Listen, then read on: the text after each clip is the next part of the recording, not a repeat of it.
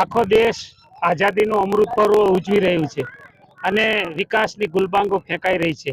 એના વચ્ચે સુરેન્દ્રનગર શહેર અને એ શહેરનો વોર્ડ નંબર 6 વર્ષોથી અહીંયા રોડ, રસ્તા, પાણી, ગટર, પ્રાથમિક શાળા, આંગણવાડી અને આ તમામ પ્રકારની જે પ્રાથમિક સુવિધાઓ મળવી જોઈએ એનો સદંતર અભાવ છે.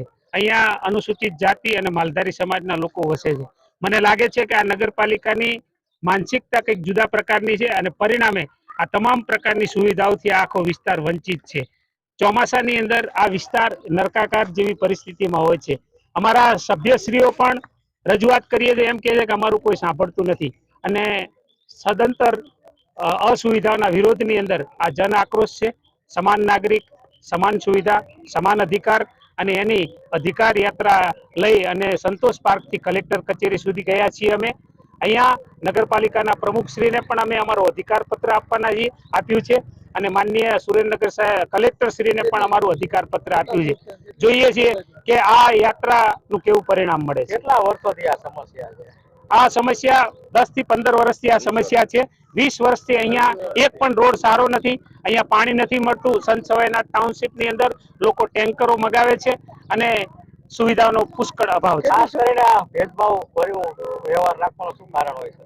આ લોકોની માનસિકતા છે કે આ અનુસૂચિત જાતિનો વિસ્તાર છે, માલધારી સમાજનો છે, આ લોકોને કઈ અધિકાર આ લોકોને કઈ સુવિધા ન આપો તો ચાલે. અત્યારે રેલી કાઢી છતાં ઉકેલ નહીં આવે તો શું કાર્યક્રમો આપશે? આગામી સમયમાં જો અમને સમાન નાગરિક સમાન સુવિધાનો અધિકાર નહીં મળે તો આનાથી પણ ઉગ્ર આંદોલન કરી અને એ લોકોને અમે દેખાડી દેશું કે અમને પણ તમામ સમાન સુવિધાઓ મળવી જોઈએ. કઈ કઈ સોસાયટીઓને તકલીફ છે? અહીંયા જે સોસાયટીઓ છે એમે અંદર લખેલું છે.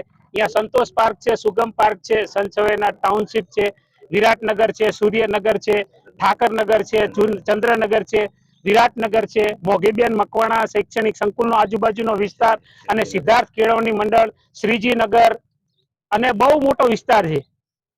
હું રાજાભાઈ હરિભાઈ પરમાર, સૂર્યનગર સોસાયટી.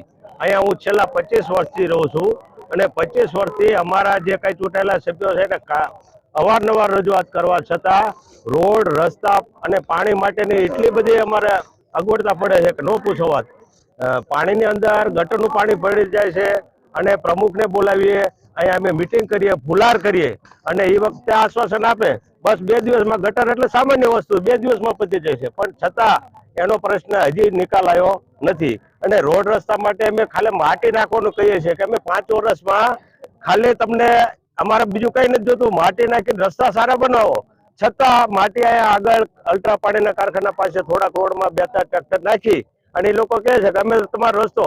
મેં એકવાર એમ પણ કીધું સભ્યને અને પ્રમુખને કે તમે અહીંયા આવો અને ખાલી એક વખત બાઇક જવા દો અને આવવા દો.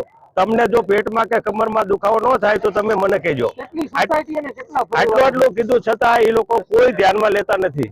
અને અહીંયા અમે 25 વર્ષથી રહીએ છીએ આવી પરિસ્થિતિમાં. અહીંયા આપણી સોસાયટીમાં લગભગ 1000 પરિવારો છે અને 5000ની વસ્તી છે. અહીંયા સંતોષ પાર્ક છે, Suryanagar society, Chandranagar society, Viratnagar society, Shriji Sugam society અને આ ઉમિયા ટાઉનશીપ. આવી 10 થી 15 સોસાયટીની અંદર અમે આ રીતની પરિસ્થિતિની અંદર જીવીએ છીએ. અમારી એક જ માંગ છે કે અમને શુદ્ધ પીવાનું પાણી આપો સમયસર. પાણી આપે તો કેવું આપે ખબર, દરેકને મોટર ચાલુ કરવી પડે છે અને લાઇટ બિલ અમારું જાય છે બધાનું અને છતાં પાણીનું પૂરતું પાણી મળતું નથી. અરે ઉકેલ નહીં આવે તો અમે આજથી પણ ઉગ્ર આંદોલન કરશું અને અહીંથી કદાચ ગાંધીનગર જવાનું થાય તો ત્યાં પણ અમે જઈશું.